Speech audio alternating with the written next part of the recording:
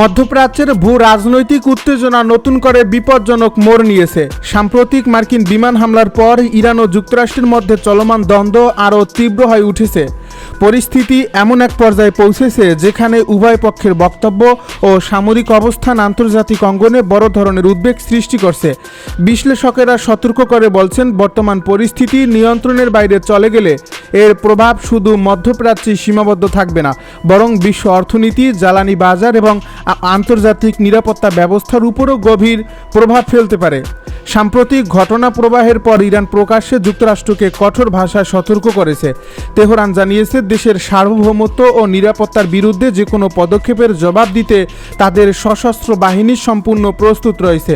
ইরানি কর্মকর্তাদের বক্তব্য অনুযায়ী বিদেশি শক্তির চাপ বা সামরিক হামলার মুখে তারা কখনোই পিছু হটবে না এবং যে কোনো আক্রমণের জবাব উপযুক্ত সময়ে ও উপযুক্ত পদ্ধতিতেই দেওয়া হবে।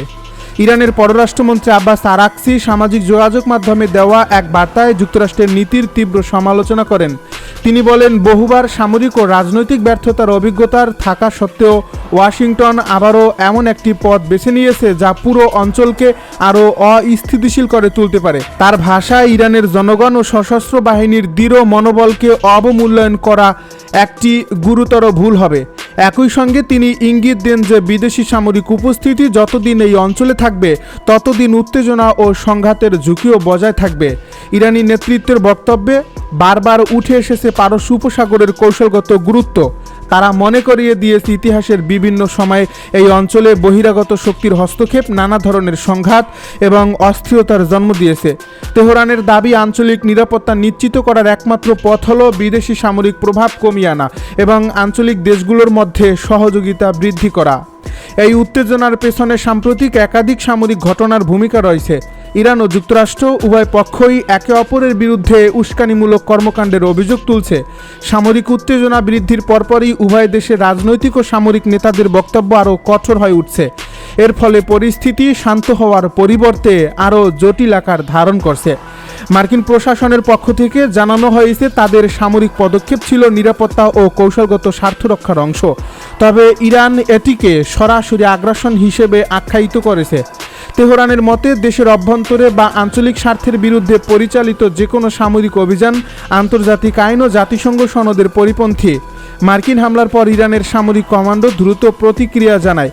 দেশটির উচ্চপদস্থ সামরিক কর্মকর্তারা ঘোষণা করেন যে জাতীয় নিরাপত্তা রক্ষার জন্য প্রয়োজনীয় সব ধরনের পদক্ষেপ নেওয়া হবে। তাদের বক্তব্য, স্পষ্টভাবে প্রতিশোধের ইঙ্গিত পাওয়া গেছে, যদিও কী ধরনের পদক্ষেপ নেওয়া হতে পারে সে বিষয়ে বিস্তারিত কিছু জানানো হয়নি। তবে সামরিক বিশ্লেষকেরা মনে করছেন, ইরান সরাসরি বা পরোক্ষভাবে বিভিন্ন কৌশলগত লক্ষ্যবস্তুতে চাপ সৃষ্টি করতে পারে। ইরানের সামরিক মুখপাত্র এক বিবৃতিতে বলেন, দেশের বিরুদ্ধে পরিচালিত হামলার জবাব অবশ্যই দেওয়া হবে এবং এর জবাব এমনভাবে দেওয়া হবে যাতে প্রতিপক্ষ এর ফল দীর্ঘদিন মনে রাখে। তার এই বক্তব্য আন্তর্জাতিক সংবাদ মাধ্যমে ব্যাপক আলোচনার জন্ম দিয়েছে। অনেকেই এটিকে সম্ভাব্য পাল্টা সামরিক অভিযানের পূর্বাভাস হিসেবে দেখছেন। এদিকে ইরান শুধু যুক্তরাষ্ট্রকেই নয়, পুরো অঞ্চলের দেশগুলোকেও সতর্কবার্তা পাঠিয়েছে। তেহরান স্পষ্ট করে দিয়েছে যে যদি সংঘাত আরও বিস্তৃত হয় তাহলে এর প্রভাব সীমান্তের মধ্যে সীমাবদ্ধ থাকবে না। এর ফলে পারস্য উপসাগরীয় অঞ্চলের দেশগুলো পরিস্থিতি নিবিড়ভাবে পর্যবেক্ষণ করছে। বিশেষ করে উপসাগরীয় অঞ্চলে অবস্থিত সামরিক ঘাঁটি ও কৌশলগত স্থাপনাগুলোর নিরাপত্তা নিয়ে নতুন করে উদ্বেগ তৈরি হয়েছে। বিভিন্ন দেশের নিরাপত্তা বিশ্লেষকেরা মনে করছেন, পরিস্থিতি আরও অবনতি হলে এসব স্থাপনা সম্ভাব্য ঝুঁকির মুখে পড়তে পারে। যদিও এখন পর্যন্ত কোনো পক্ষ আনুষ্ঠানিকভাবে নতুন সামরিক অভিযানের ঘোষণা দেয়নি, তবুও যুদ্ধের আশঙ্কা পুরোপুরি উড়িয়ে দেওয়া যাচ্ছে না। মার্কিন হামলার পর ইরানের দক্ষিণাঞ্চলে একাধিক বিস্ফোরণের খবর সামনে এসেছে। স্থানীয় সূত্রগুলো জানিয়েছে, বিভিন্ন এলাকায় বিস্ফোরণের শব্দ শোনা গেছে এবং নিরাপত্তা বাহিনী দ্রুত ঘটনাস্থলে পৌঁছে পরিস্থিতি নিয়ন্ত্রণে কাজ শুরু করছে। তবে ক্ষয়ক্ষতির প্রকৃত পরিমাণ সম্পর্কে এখনও বিস্তারিত তথ্য প্রকাশ করা হয়নি। কৌশলগতভাবে গুরুত্বপূর্ণ উপকূলীয় অঞ্চলগুলোতে নিরাপত্তা ব্যবস্থা জোরদার করা হয়েছে। ইরানি কর্তৃপক্ষ বলছে, পরিস্থিতি নিয়ন্ত্রণে রয়েছে, তবে জনগণকে আতঙ্কিত না হওয়ার আহ্বান জানানো হয়েছে। একই সঙ্গে সম্ভাব্য যে কোনো পরিস্থিতি মোকাবেলায় উদ্ধারকারী ও জরুরি সেবা সংস্থাগুলোকে সর্বোচ্চ সতর্ক অবস্থায় রাখা হয়েছে। এই সংঘাতের আরেকটি গুরুত্বপূর্ণ দিক হল জ্বালানি নিরাপত্তা। পারস্য উপসাগর ও হরমুজ প্রণালী বিশ্বের অন্যতম গুরুত্বপূর্ণ জ্বালানি পরিবহন রুট। বিশ্বের বিপুল পরিমাণ তেল ও গ্যাস এই পথ দিয়ে আন্তর্জাতিক বাজারে পৌঁছে থাকে। এর ফলে এই অঞ্চলে সামরিক উত্তেজনা বৃদ্ধি পাওয়ার অর্থ হল বৈশ্বিক জ্বালানি সরবরাহ ব্যবস্থার উপর নতুন চাপ সৃষ্টি হওয়া। বিশ্ববাজার ইতিমধ্যেই পরিস্থিতির প্রতি সংবেদনশীল প্রতিক্রিয়া দেখাতে শুরু করছে। আন্তর্জাতিক বিনিয়োগকারী ও জ্বালানি ব্যবসায়ীরা উদ্বিগ্ন হয়ে পরিস্থিতির দিকে নজর রাখছেন, কারণ এই সংঘাত দীর্ঘস্থায়ী হলে তেলের দাম বৃদ্ধি, সরবরাহ ব্যাহত হওয়া এবং বৈশ্বিক অর্থনীতিতে নতুন অনিশ্চয়তা তৈরি হওয়ার আশঙ্কা রয়েছে। আন্তর্জাতিক কূটনৈতিক মহলেও এই বিষয়টি নিয়ে ব্যাপক তৎপরতা দেখা যাচ্ছে। বিভিন্ন দেশ উভয় পক্ষকে সংযম প্রদর্শনের আহ্বান জানিয়েছে।